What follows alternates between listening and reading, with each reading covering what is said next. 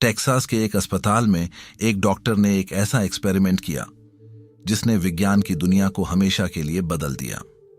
उनके पास घुटनों के भयंकर दर्द वाले 10 मरीज आए। इन मरीजों के घुटने पूरी तरह घिस चुके थे और बिना सहारे के चलना भी मुश्किल था। डॉक्टर ब्रूस ने इन मरीजों को ऑपरेशन थिएटर में बेहोश किया, उनके घुटनों पर कट लगाया और फिर बिना कोई सर्जरी किए, बिना कुछ भी ठीक किए, वापस टांके लगा दिए। जब मरीज होश में आए तो डॉक्टर ने उनसे कहा, आपकी सर्जरी बहुत अच्छी रही, अब आप पूरी तरह ठीक हो जाएंगे। कुछ हफ्तों बाद एक ऐसा रिजल्ट सामने आया जिसे देखकर मेडिकल साइंस हैरान रह गया। वो मरीज जो बिना सहारे के चल नहीं पाते थे, वो अब बास्केटबॉल खेल रहे थे। उनके घुटनों का दर्द पूरी तरह गायब हो गया था। उनके घुटनों के अंदर के टिश्यू अपने आप हील होने लगे थे। ये कैसे हुआ? जब शरीर में कोई दवा नहीं गई, कोई सर्जरी नहीं हुई, तो हड्डी और टिश्यू ठीक कैसे हुए? क्योंकि उन मरीजों के दिमाग ने यह मान लिया था कि उनकी सर्जरी हो चुकी है। और जब दिमाग किसी चीज को एक अटल सच मान लेता है तो शरीर और फिजिकल दुनिया को उस सच के हिसाब से बदलना ही पड़ता है। यही नहीं, अब एक और रियल इंसिडेंट सुनिए। एक आदमी गलती से एक रेफ्रिजरेटर ट्रेन के डिब्बे फ्रीजर कार में लॉक हो गया। उसे पता था कि इस डिब्बे का तापमान -डिग्री में होता है और बाहर निकलने का कोई रास्ता नहीं है। जैसे जैसे समय बीतने लगा, उसे ठंड लगने लगी, उसका शरीर कांपने लगा। उसे यकीन हो गया था कि वो अब नहीं बचेगा। उसने अपनी जेब से एक पेन निकाला और डिब्बे की दीवार पर अपनी आखिरी हालत लिखने लगा। मेरी उंगलियां सुन्न हो रही हैं, मेरा शरीर जम रहा है, शायद ये मेरे आखिरी शब्द हैं। अगली सुबह जब रेलवे के कर्मचारियों ने डिब्बा खोला तो वो इंसान मरा हुआ मिला। उसकी ऑटोप्सी रिपोर्ट में मौत का कारण था हाइपोथर्मिया, यानी शरीर का जम जाना। लेकिन फिर एक ऐसा सच सामने आया जिसने पूरी दुनिया के वैज्ञानिकों के होश उड़ा दिए।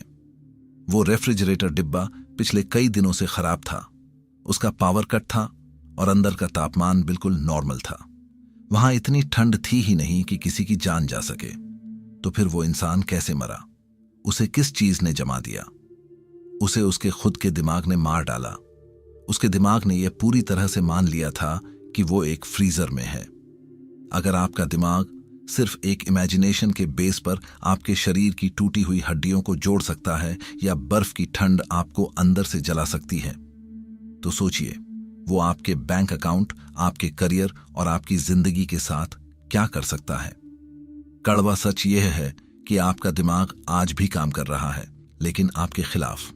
जैसे ही आप कुछ बड़ा करने की सोचते हैं, आपका लॉजिकल दिमाग तुरंत कहता है, प्रैक्टिकल बनो, अपनी हैसियत देखो, ये मुमकिन नहीं है। आप जिसे अपनी सच्चाई समझ रहे हैं, वो असल में आपके लॉजिकल दिमाग की बनाई हुई एक मानसिक जेल है। आज हम इस लॉजिकल दिमाग का शोर हमेशा के लिए बंद करने वाले हैं। अगले 2 मिनट में मैं आपको वो टाइम ट्रैवल सीक्रेट देने वाला हूं जो फिजिकल दुनिया के सारे नियम तोड़ देता है। लेकिन इसे डिकोड करने के लिए आपको 1933 की उस भयानक ठंड वाली रात में चलना होगा, जहां एक छोटे से कमरे में साइंस और दिमाग की दुनिया के सबसे बड़े एक्सपेरिमेंट को अंजाम दिया जा रहा था। 20वीं सदी के सबसे महान रहस्यवादी नेविल गोडार्ड उस समय बहुत कठिन दौर से गुजर रहे थे। उनके पास कोई काम नहीं था, जेब में पैसे खत्म हो चुके थे और वो न्यूयॉर्क की ठंड से परेशान होकर अपने घर बारबाडोस जाना चाहते थे। बारबाडोस वहां से हजारों मील दूर एक गर्म टापू था जहां उनका परिवार रहता था। लेकिन उस समय जहाज का टिकट बहुत महंगा था और उनके पास $1 भी नहीं था। हताश होकर नेविल न्यूयॉर्क की बर्फीली सड़कों पर भटकते हुए एक इथियोपियन रहस्यवादी अब्दुल्ला के दरवाजे पर पहुंचे। एक ऐसा इंसान जिसकी आंखों में इतनी गहराई थी कि वो सामने वाले के सारे बहकावे और झूठ एक पल में भांप लेता था। नेविल ने उनसे कहा, अब्दुल्ला, मैं अपने घर बारबाडोस जाना चाहता हूं, लेकिन मेरे पास पैसे नहीं हैं, मैं क्या करूं? अब्दुल्ला ने उनकी तरफ देखा और बहुत शांत आवाज में कहा, तुम बारबाडोस जाना चाहते हो? तुम गलत कह रहे हो, तुम बारबाडोस में ही हो। नेविल ने हैरान होकर कहा, आप क्या कह रहे हैं? मैं न्यूयॉर्क में खड़ा हूं, ठंड से कांप रहा हूं, मेरी जेब खाली है। मैं बारबाडोस में कैसे हो सकता हूं? अब्दुल्ला ने नेविल से कहा, आज रात जब तुम अपने छोटे से कमरे में सोने जाओ तो ये मत सोचो कि तुम न्यूयॉर्क में हो। अपनी बंद आंखों के पीछे ये महसूस करो कि तुम बारबाडोस में अपने घर के कमरे में सो रहे हो। खिड़की से आती गर्म हवा को महसूस करो, अपनी मां की आवाज सुनो। नेविल घर लौटे। उनके मन में बहुत डाउट था। उन्हें लगा कि यह सब बेवकूफी है, लेकिन उनके पास कोई और रास्ता नहीं था। उन्होंने रात को सोते समय वही किया। वो न्यूयॉर्क की ठंड में लेटे थे, लेकिन मन में उन्होंने महसूस किया कि वो बारबाडोस के अपने घर में हैं। कुछ दिन बीत गए, कोई चमत्कार होता नहीं दिख रहा था, लेकिन 9वें दिन उनके पास एक चिट्ठी आई। वो चिट्ठी उनके बड़े भाई की तरफ से थी। उनके भाई ने लिखा था कि परिवार चाहता है कि तुम क्रिसमस पर घर आओ, इसलिए मैं तुम्हें जहाज का फर्स्ट क्लास टिकट और कुछ पैसे भेज रहा हूं। नेविल गोडार्ड बिना एक पैसा खर्च किए बारबाडोस पहुंच गए। इस घटना ने नेविल की सोच को हमेशा के लिए बदल दिया। इसी एक्सपीरियंस की राख से जन्म हुआ लॉ ऑफ असम्पशन का। हार्वर्ड और दुनिया की कई बड़ी यूनिवर्सिटीज ने इंसान के दिमाग की ताकत को नापने के लिए एक बहुत ही खौफनाक एक्सपेरिमेंट किया। उन्होंने कुछ वॉलंटियर्स की आंखों पर पट्टी बांधी। इसके बाद उनके हाथों पर एक बर्फ का ठंडा टुकड़ा रखा गया, लेकिन उन वॉलंटियर्स से यह कहा गया कि उनके हाथों पर जलता हुआ लाल गर्म लोहा रखा जा रहा है। इसके बाद जो हुआ उसने विज्ञान की सारी किताबों को झूठा साबित कर दिया। उन वॉलंटियर्स के हाथों पर सच में फफोले पड़ गए। उनके हाथों की स्किन ठीक उसी तरह जल गई जैसे किसी गर्म लोहे के छूने से जलती है। स्किन को किसी गर्म चीज ने नहीं छुआ था, वहां सिर्फ बर्फ थी। तो फिर वो फफोले कहां से आए? वो फफोले उनके दिमाग ने पैदा किए थे, क्योंकि उन मरीजों के दिमाग ने यह मान लिया था, अस्यूम कर लिया था कि वो लोहा गर्म है। जब दिमाग किसी चीज को बिना शक के सच मान लेता है, तो शरीर और फिजिकल दुनिया के पास उस सच को हकीकत में बदलने के अलावा कोई रास्ता नहीं बचता। मेडिकल साइंस की दुनिया में एक बहुत ही अजीब और रहस्यमयी बीमारी होती है जिसे कहते हैं मल्टीपल पर्सनैलिटी डिसऑर्डर। इसमें एक ही इंसान के अंदर कई अलग अलग आइडेंटिटीज और पर्सनैलिटीज आ जाती हैं। लेकिन डॉक्टर तब हैरान रह गए जब उन्होंने एक ऐसे मरीज को देखा जिसकी एक पर्सनैलिटी पूरी तरह से अंधी थी, लेकिन दूसरी पर्सनैलिटी की आंखें बिल्कुल ठीक थीं। जब वो मरीज अपनी अंधी पर्सनैलिटी में होता तो उसका दिमाग आंखों की नसों को सिग्नल भेजना बंद कर देता।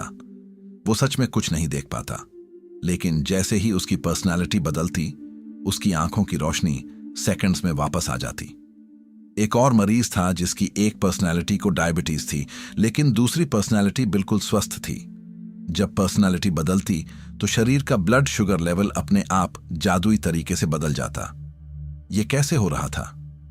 शरीर तो एक ही था, डीएनए एक ही था, आंखें एक ही थीं। सब कुछ इसलिए बदल रहा था क्योंकि उस इंसान की असम्पशन बदल रही थी।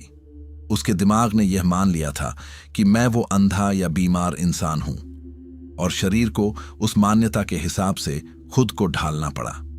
इस मेडिकल चमत्कार को नेविल गोडार्ड ने अपनी मास्टरपीस किताब द पावर ऑफ अवेयरनेस में डिकोड किया था। उन्होंने लिखा, आपका आई एम यानी मैं हूं ही इस ब्रह्मांड की सबसे बड़ी शक्ति है। आप मैं हूं के आगे जो भी शब्द लगा देते हैं, आपका अवचेतन मन आपकी पूरी बायोलॉजी को बदलकर उसे सच कर देता है। अगर आप कहते हैं मैं कोशिश कर रहा हूं, तो आप जिंदगी भर सिर्फ कोशिश ही करते रह जाएंगे। आज ही अपनी डिक्शनरी से मैं बनना चाहता हूं को काटकर मैं हूं लिख दीजिए। आपका लॉजिकल दिमाग चिल्लाएगा, लेकिन जब आप बिना किसी डाउट के अपने आई एम पर टिक जाते हैं, तो आपकी पुरानी पहचान और बीमारियां तक ताश के पत्तों की तरह ढहने लगती हैं। तो सवाल यह उठता है कि अपने दिमाग को इस बात का यकीन कैसे दिलाएं? इसके लिए आपको नींद और जागने के बीच के उस जादुई समय का इस्तेमाल करना होगा।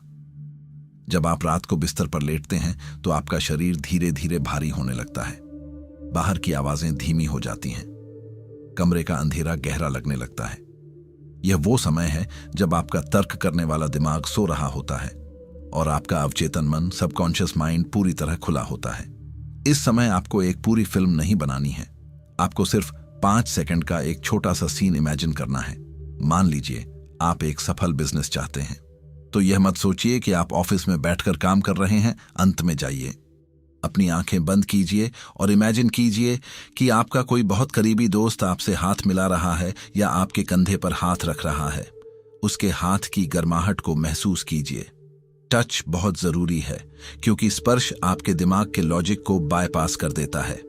इमेजिनेशन में सुनिए कि वो दोस्त आपसे कह रहा है, मुझे यकीन नहीं हो रहा कि तुमने इतना बड़ा मुकाम हासिल कर लिया। बहुत बहुत बधाई, तुमने कर दिखाया।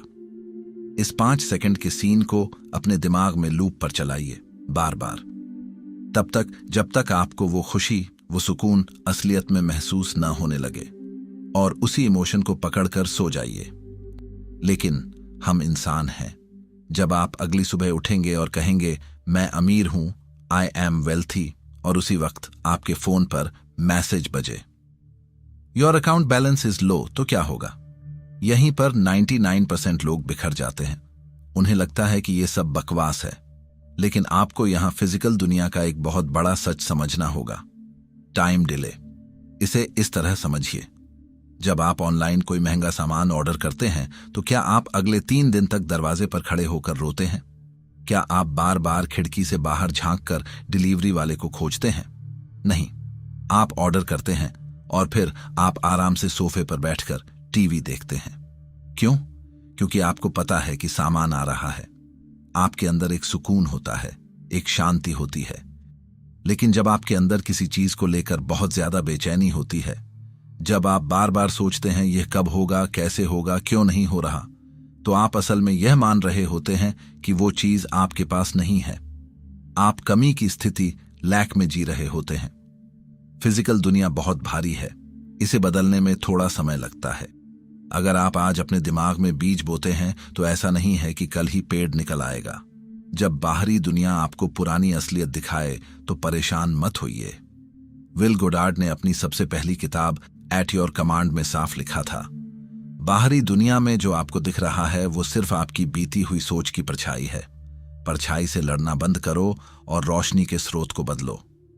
जब बाहरी दुनिया आपको असफलता दिखाए तो आंखें बंद कीजिए और मन ही मन कहिए, यह मेरी पुरानी सोच का कचरा है, मेरी असली हकीकत तो मेरे दिमाग में बन चुकी है। नेविल गोडार्ड ने अपनी वर्ल्ड फेमस किताब फीलिंग इज द सीक्रेट में एक खौफनाक सच लिखा है। विचार सिर्फ एक बीज है, लेकिन भावना वो पानी है जो उसे हकीकत में बदलती है। आपका सबकॉन्शियस माइंड शब्दों को नहीं समझता, वो आपके सीने में उठने वाली फीलिंग को समझता है। जब भी आप अपने सपने के बारे में सोचें तो दिमाग से मत सोचिए, उस रिलीफ और सुकून को अपने शरीर में महसूस कीजिए जो उस काम के पूरा होने पर आपको मिलती। जैसे ही शरीर में वो सुकून उतरता है, आपका सबकॉन्शियस उसे एक अटल सच मान लेता है। अब आते हैं उस टाइम ट्रैवल तकनीक पर जिसका मैंने शुरुआत में जिक्र किया था। नेविल इसे रिवीजन कहते थे। लोग मानते हैं कि जो बीत गया वो बीत गया, कल जो हुआ उसे बदला नहीं जा सकता। लेकिन साइकोलॉजी कहती है कि हमारी मेमोरी कोई फिक्स वीडियो रिकॉर्डिंग नहीं है। आप जब भी किसी पुरानी बात को याद करते हैं, आपका दिमाग उस मेमोरी को फिर से बनाता है, रिकंस्ट्रक्ट करता है। अगर कल आपका आपके बॉस के साथ या किसी क्लाइंट के साथ बहुत बुरा झगड़ा हुआ, आप निराश हैं, तो उस हार को लेकर मत सोइए। रात को बिस्तर पर लेटिए, उस पूरी घटना को अपने दिमाग में फिर से प्ले कीजिए, लेकिन इस बार उसे वैसे मत प्ले होने दीजिए जैसे वो हुई थी। उसे अपने दिमाग में एडिट कीजिए। अगर किसी से झगड़ा हुआ था तो मन में देखो कि उसने आपसे बात समझ ली और मामला शांत हो गया। अगर कोई काम बिगड़ा था तो मन में देखो कि वो काम सही तरीके से पूरा हो गया। अपनी कल्पना में देखिए कि वो मीटिंग बहुत अच्छी रही, क्लाइंट ने हाथ मिलाया और कहा तुम्हारी डील पक्की। उस राहत को, उस खुशी को महसूस कीजिए। इसे तब तक दोहराइए जब तक कि आपकी वो पुरानी निराशा खत्म ना हो जाए और आपके चेहरे पर एक हल्की सी मुस्कान ना आ जाए। आप सोचेंगे इससे क्या होगा, जो होना था वो तो हो गया, लेकिन इससे बहुत कुछ होगा। आपका दिमाग उस घटना से जुड़ी नेगेटिविटी को पकड़ना छोड़ देगा। जब आप अपनी मेमोरी को एडिट करके सोते हैं तो आप अगले दिन सुबह उस हार का बोझ और वो नेगेटिव केमिकल लेकर नहीं उठते। आप एक नई ऊर्जा के साथ उठते हैं और आपका यही नया बर्ताव आपके भविष्य के फैसलों को पूरी तरह बदल देता है। आप अपने बीते हुए कल को एडिट करके अपने आने वाले कल का रास्ता बदल देते हैं। आपका लॉजिकल दिमाग बार बार आपसे पूछेगा, जो चीज मेरे पास है ही नहीं, मैं उसे कैसे महसूस करूं? यहीं पर क्वांटम फिजिक्स का सबसे बड़ा रहस्य सामने आता है, जिसे क्वांटम सुपरपोजिशन कहते हैं। क्वांटम फील्ड में भूत, भविष्य और वर्तमान जैसी कोई चीज नहीं होती। वहां सब कुछ इसी वक्त एक साथ मौजूद है। आपका वो वर्जन जो कर्ज में डूबा है और आपका वो वर्जन जो करोड़ों का बिजनेस चला रहा है। दोनों वर्जन इसी पल पैरेलल यूनिवर्स में जिंदा हैं। आपको अपना भविष्य बनाना नहीं है, आपको सिर्फ उस फ्रीक्वेंसी पर ट्यून इन करना है। जैसे ही आप उस 5 सेकंड के सीन को महसूस करते हैं, आप अपनी पुरानी रियलिटी को छोड़कर तुरंत उस नई रियलिटी के टाइमलाइन में शिफ्ट हो जाते हैं। आप भविष्य का इंतजार नहीं कर रहे, आप उसे खींचकर आज में ला रहे हैं। ब्रह्मांड में आपका फेलियर और आपकी सक्सेस दोनों एक ही समय पर एक ऊर्जा के रूप में मौजूद हैं। लेकिन आप जिस चीज पर अपना ध्यान केंद्रित करते हैं, जिस सच्चाई को मान लेते हैं, क्वांटम फील्ड उसी वक्त सिकुड़कर उसे आपकी फिजिकल रियलिटी बना देता है। आपकी चेतना, आपका आई एम ही वो ऑब्जर्वर है जो क्वांटम फील्ड को आपकी मर्जी के आगे घुटने टेकने पर मजबूर करता है। चीजें कभी बाहर से नहीं बदलती, सब कुछ आपके अंदर से शुरू होता है। बाहरी दुनिया सिर्फ एक परछाई है, असली कहानी आपके दिमाग के अंदर लिखी जा रही है। नेविल गोडार्ड ने अपनी किताब the law and the promise में सैकड़ों ऐसे रियल केस स्टडीज दिए हैं जहां आम लोगों ने अपनी कल्पना से अपनी जिंदगी पलट दी। नेविल कहते थे, मेरी बातों पर अंधा विश्वास मत करो, इस नियम का परीक्षण करो, टेस्ट द लॉ। अगर आप खुद को कमजोर मानते हैं तो आपका दिमाग आपके लिए हारने के नए तरीके खोजेगा। यह कोई कोरी पॉजिटिव सोच या जादू टोना नहीं है, यह आपके अवचेतन मन का वो ऑपरेटिंग सिस्टम है जिसे समझना या न समझना पूरी तरह आपके हाथ में है। नेविल गोडार्ड ने अपनी किताब फ्रीडम फॉर ऑल में लिखा है, आपकी चेतना, कॉन्शियसनेस ही इस ब्रह्मांड की एकमात्र सच्चाई है। आप अपनी चेतना के बाहर किसी चीज को कभी नहीं बदल सकते। जब तक आप खुद को पीड़ित, बेचारा या लाचार मानते रहेंगे, दुनिया की कोई तकनीक आपको नहीं बचा सकती। आज रात सोने से पहले अपनी पुरानी लाचार पहचान का मानसिक अंतिम संस्कार कर दीजिए। उस इंसान को मन में सुला दीजिए जो अब तक हार मान रहा था, और उस नए इंसान की पहचान में आंखें खोलिए जो अपनी दुनिया का खुद क्रिएटर है। रात को सोने से पहले अपने दिन भर के तनाव, अपनी चिंताओं और अपनी कमियों को दरवाजे के बाहर छोड़ दीजिए। बस अपनी आंखें बंद कीजिए, शरीर को रिलैक्स छोड़िए और खुद से सिर्फ एक सवाल पूछिए, अगर मुझे वो सब कुछ आज इसी वक्त मिल जाए जो मैं हमेशा से चाहता था, तो मुझे अभी कैसा महसूस होता? उस सुकून को महसूस कीजिए, उस शांति को अपने अंदर उतारिए और उसी शांति के साथ सो जाइए। क्योंकि जब आप अंदर से बदलना शुरू होते हैं तो आपकी दुनिया को भी बदलना ही पड़ता है। बहुत बहुत धन्यवाद।